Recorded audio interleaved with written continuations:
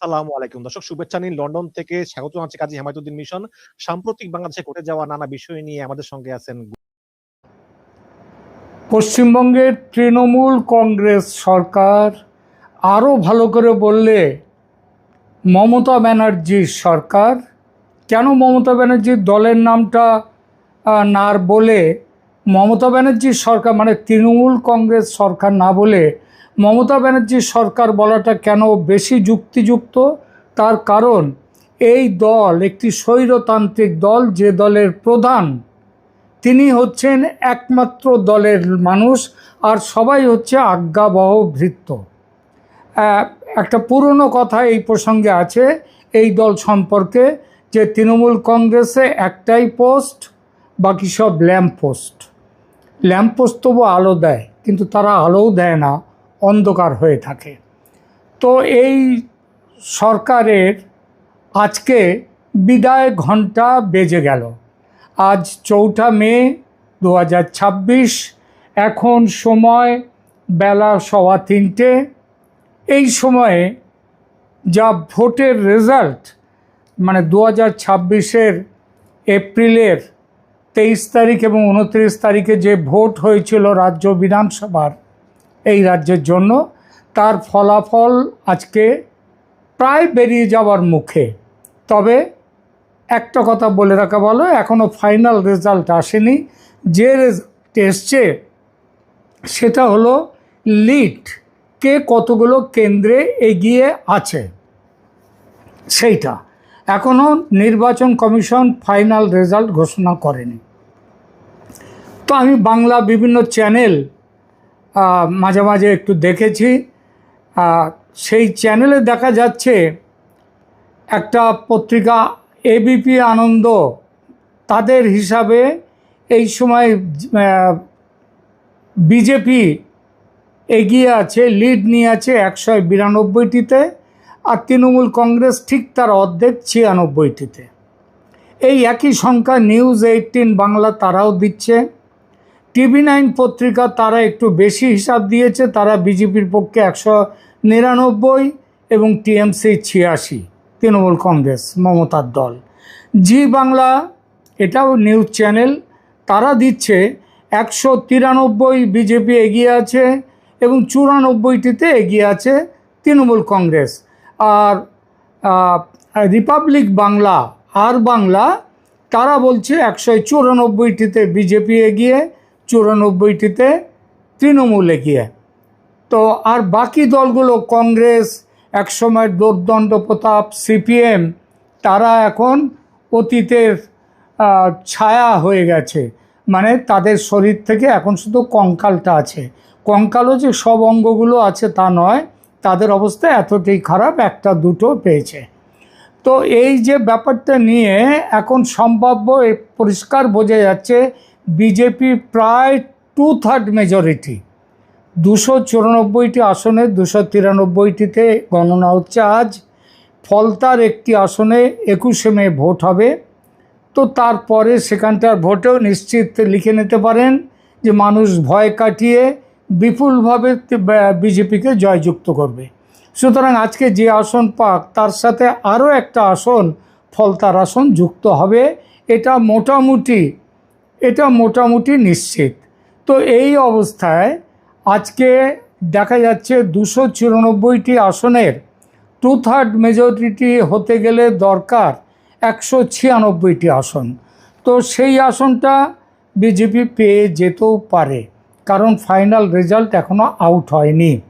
তো এই পরিস্থিতিতে এখন আমাদের চিন্তা এবং আলোচনা যেটা হচ্ছে, যেটা এখন সামনে আসছে, যে আগামী দিনে বিজেপি কি করতে যাবে। বিশেষত মমতা ব্যানার্জি এই রাজ্যটাকে যে জায়গায় পৌঁছে দিয়েছেন, সেই জায়গা থেকে রাজ্যকে তুলতে গেলে বিজেপিকে কি করতে হবে। দেখুন, শিল্পায়ন, অন্যান্য ব্যাপার, এসবগুলো তো আছে, কিন্তু মমতা ব্যানার্জি সরকারের যে দুর্নীতি করেছে, যেটাকে পাহাড় প্রমাণ দুর্নীতি বললেও কম বলা হয়, সেই পাহাড় প্রমাণ দুর্নীতির বিরুদ্ধে এইবার এই বিজেপি সরকার সেটা কি করবে, এই ব্যাপারটা নিয়ে একটু আমাদের এখন আলোচনা। এই ব্যাপারটাতে দেখুন, বাংলা একসময় শিল্পে প্রথম ছিল, শিক্ষা সংস্কৃতিতে সব কিছুতে বাংলা ছিল ভারতের মধ্যে প্রধান। সেই ভারতের মধ্যে বাংলা এখন সব শেষের নিচের দিকে এসে গেছে, এমনকি উড়িষ্যাও বাংলা থেকে অনেক এগিয়ে গেছে সব দিকে। তো এইখানটাতে যাদের অপরাধে বাংলা আজকে এই জায়গায় দাঁড়িয়েছে, তাদের তো বিচার একটা করবেই। কারণ মানুষের দাবি কিন্তু সেটাও, মানুষ চায় এই বাংলা শিল্পে এগিয়ে যাক, বাংলার উন্নতি হোক, এটা যেমন চায়, তেমনি মানুষ এটাও চায় যে যারা চুরি করেছে, ডাকাতি করেছে, মানুষ খুন করেছে, তারা যদি রাজনীতি না করে, রাজনীতির বাইরে যারা এগুলো করে, তাদের জন্য আদালত আছে।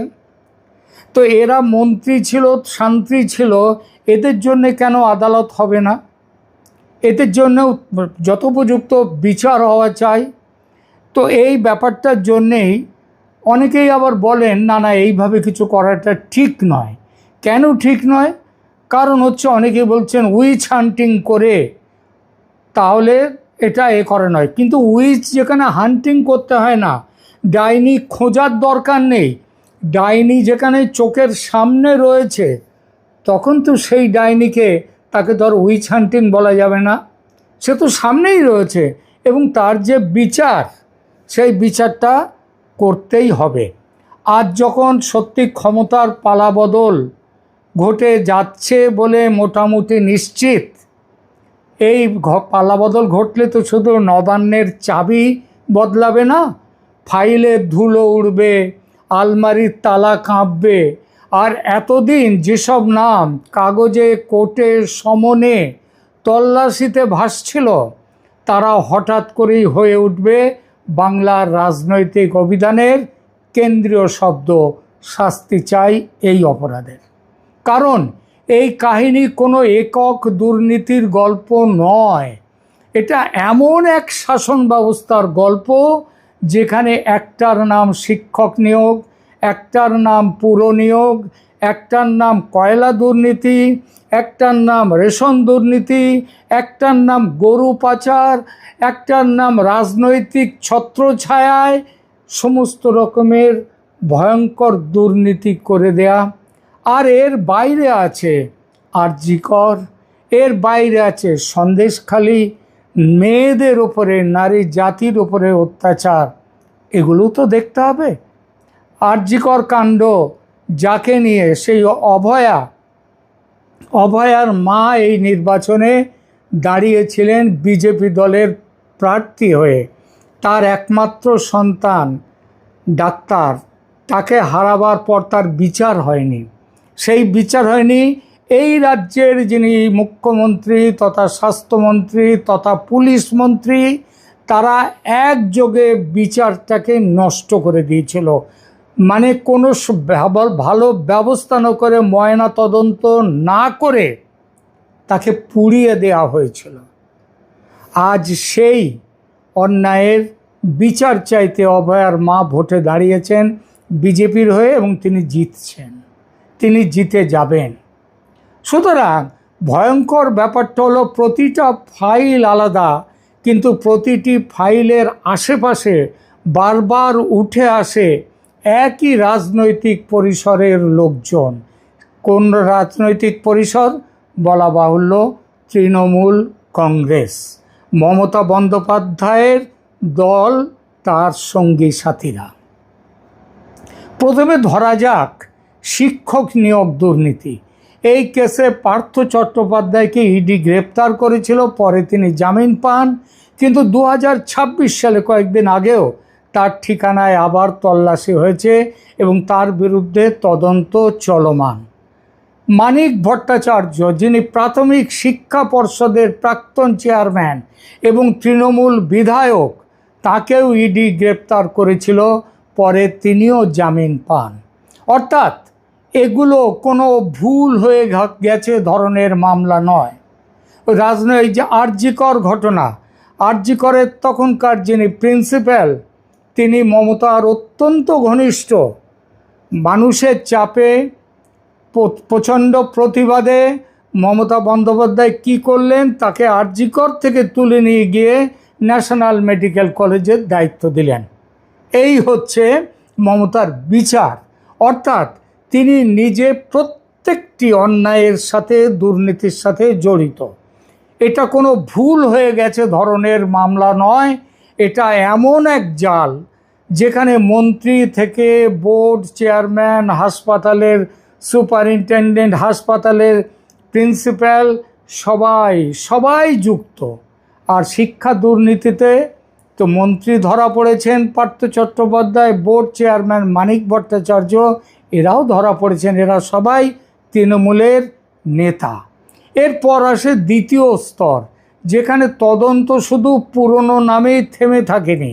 যেমন ধরুন সুজিত বসুকে 2026 সালের মে মাসে দীর্ঘ সময় জিজ্ঞাসাবাদ করেছে ইডি।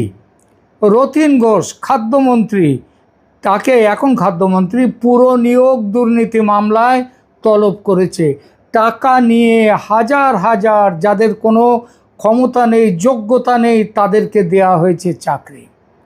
কোনো বাছাই করা হয়নি। এমনকি এমন খবর আছে যে WBCS পরীক্ষায় সাদা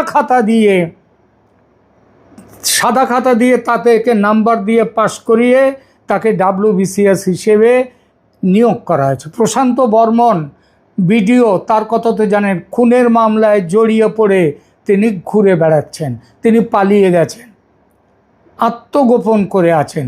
কে দায়ী? সব দায় কিন্তু উঠে আসছে একদিকে।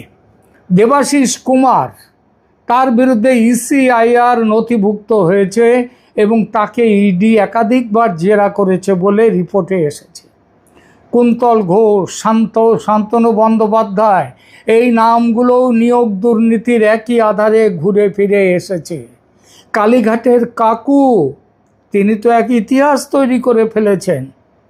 তিনি বলেছিলেন তার সাহেবকে কেউ ধরতে পারবে না। কে তার সাহেব? অভিষেক বন্দ্যোপাধ্যায়, মমতা বন্দ্যোপাধ্যায়ের ভাইপো, ভ্রাতুষ্পুত্র, মতান্তরে তার পুত্র। এখন প্রশ্ন হচ্ছে, এরা কি শুধু চুনোপুটি? রাজনীতি কখনোই শুধু সামনে থাকা লোকদের নিয়ে চলে না। যে সরকারের নিচের তলা এত ভেজা, তার ওপরের তলার দেয়াল শুকনো, এই গল্পটা খুব কম মানুষই বিশ্বাস করে। আর সেই কারণেই আলোচনার কেন্দ্রে বারবার আসছে অভিষেক বন্দ্যোপাধ্যায়ের নাম। কয়লা পাচার সংক্রান্ত মানি লন্ডারিং মামলায় তার বিরুদ্ধে ইডির সমনকে চ্যালেঞ্জ করে করা আবেদন 2024 সালে সুপ্রিম কোর্ট খারিজ করে দিয়েছে। ফলে সেই তদন্ত প্রক্রিয়া বহাল আছে। কিন্তু আজ অবধি অভিষেক বন্দ্যোপাধ্যায়কে কাস্টডিতে নেওয়া হয়নি, গ্রেপ্তার করা হয়নি। কারণটা সহজবোধ্য, কারণ তিনি এই তৃণমূল কংগ্রেসের সেকেন্ড ইন কমান্ড, মমতা বন্দ্যোপাধ্যায়ের উত্তরাধিকারী। আর এই মমতা বন্দ্যোপাধ্যায়, তিনি এই সমস্ত ব্যাপার অভিষেক বন্দ্যোপাধ্যায়ের গায়ে হাত দিলে তাকে কি করবেন সেটা তিনি নাকি আগুন জ্বালিয়ে দেবেন একাধিকবার বলেছেন। নিয়োগ দুর্নীতি সংক্রান্ত আলাদা মামলাতেও আদালত ইডি ও সিবিআই এর জিজ্ঞাসাবাদের পথ পুরোপুরি বন্ধ করেনি বলে রিপোর্ট হয়েছে। মানে কথাটা খুব সোজা, অভিষেকের বিরুদ্ধে শুধু রাজনৈতিক স্লোগান নেই, তার ক্ষেত্রে আইনি কাগজপত্র, সমন, আদালত পর্যায়ের লড়াই সব রয়েছে। বড় মাছের গন্ধ এখানেই। কারণ ছোটদের জেরা করে, চুনোপুটিদের জেরা করে, মাঝারিদের তল্লাশি করে বড়দের নাম যদি বারবার আদালত পর্যন্ত পৌঁছে যায়, তাহলে ক্ষমতার বদলের পর যে ক্ষমতার বদল আজ হয়েছে, তাহলে তদন্ত সংস্থাগুলো কোথায় থামবে? তারা আদৌ আর থামবে কিনা, এই প্রশ্নটা অমূলক নয়। আজ যে অভিষেক সমন প্রতিরোধ রাজনীতির মুখ, কাল তিনিই হতে পারেন কেন্দ্রীয় জেরা পর্বের প্রধান চরিত্র। তার যে বাড়ি কালীঘাটে, তার যে বাড়ি পাহারা দেয় কয়েকশো পুলিশ, সেই পুলিশ কাল আর থাকবে না। এই নতুন সরকার এলে তার আগেই তিনি পালিয়ে যেতে পারেন।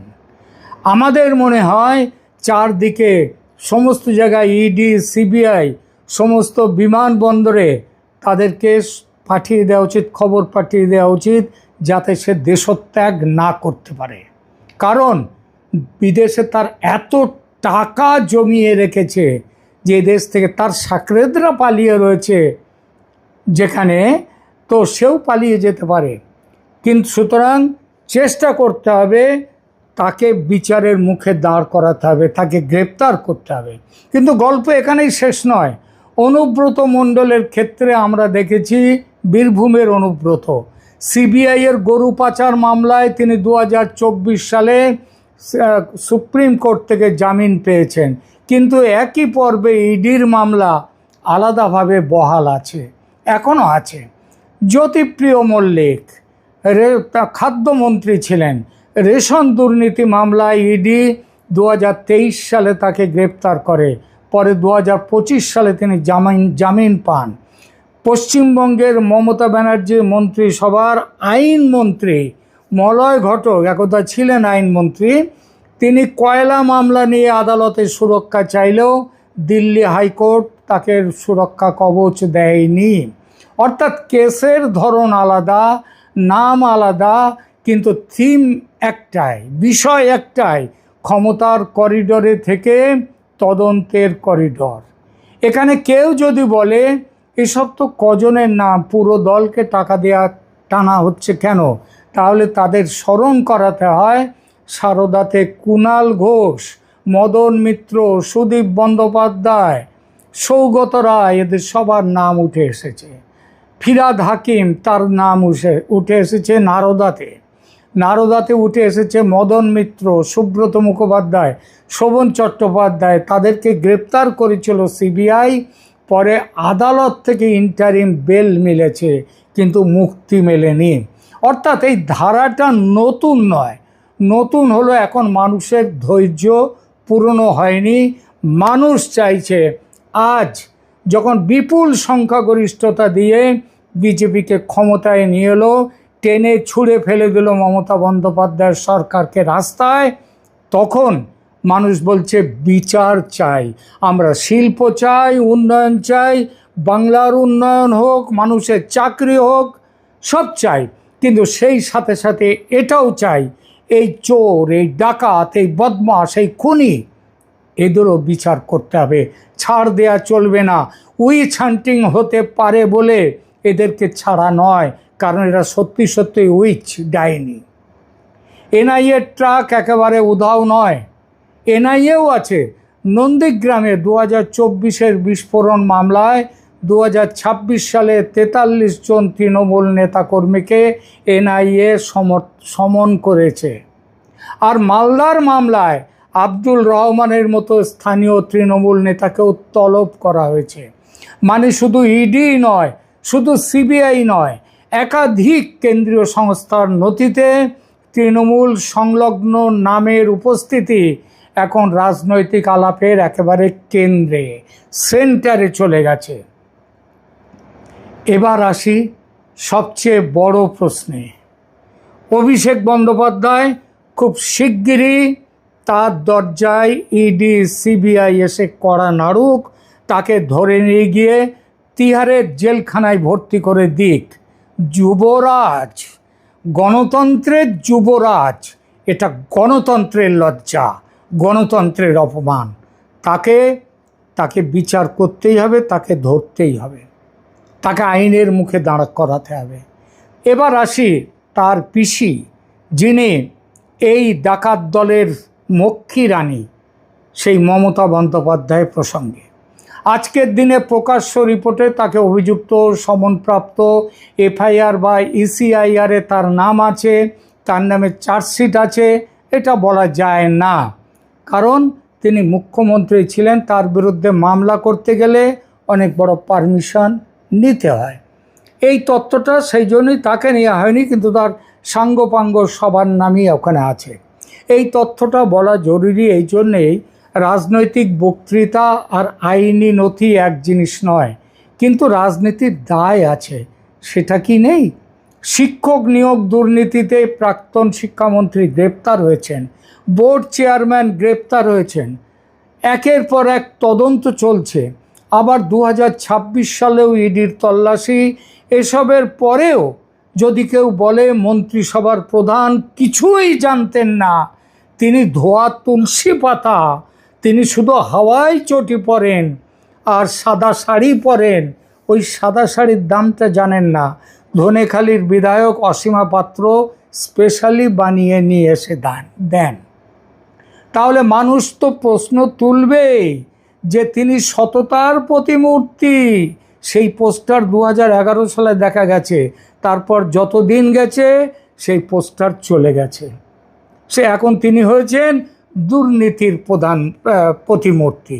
বিরোধীরা প্রকাশ্যেই মুখ্যমন্ত্রীকে জিজ্ঞাসাবাদের দাবি তুলেছে, এতদিন সে দাবি কেউ দেখেনি। এইবার এই মন্ত্রিসভা থেকে, তার মন্ত্রী ক্ষমতার থেকে বিদায়ের পর অবশ্যই দেখা হবে, দেখা উচিত, এবং বাংলার মানুষ সেই দাবি করছে। এইবার এই জায়গাতেই বিরোধী জনমত আমাদের মনে পড়ে হরিয়ানার একদা মুখ্যমন্ত্রী ওম প্রকাশ চৌটালার কথা। ওম প্রকাশ চৌটালা তিনি জেল খেটেছিলেন শিক্ষা দুর্নীতি, নিয়োগ দুর্নীতি নিয়ে।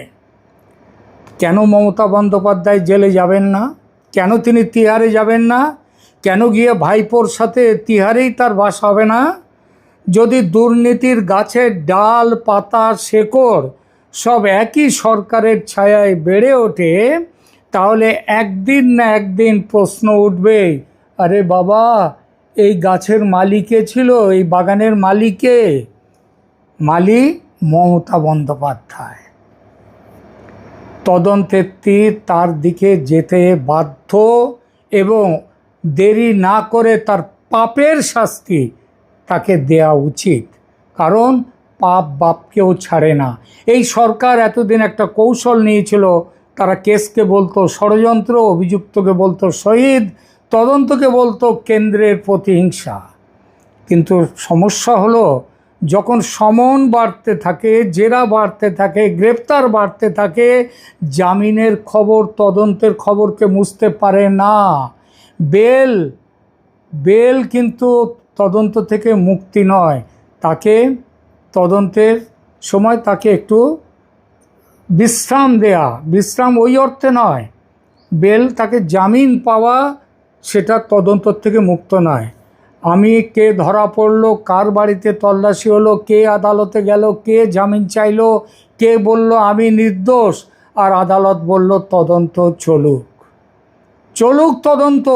বাংলার মানুষ একটা জিনিস খুব ভালো বোঝে, ক্ষমতা যখন দীর্ঘস্থায়ী হয় তখন তার চারপাশে অনিবার্যভাবে জন্ম নেয় দুটো শ্রেণী, একদল সুবিধাভোগী আর একদল নীরব সাক্ষী। তৃণমূল আমলের এইসব কেস শুনলে মনে হয় তৃতীয় একটা শ্রেণীও ছিল, ফাইলের আড়ালে থাকা মধ্যস্বত্বভোগী ক্ষমতাবাজ, যারা ভারত আর সরকার মানে সুরক্ষা কবচ মনে করে।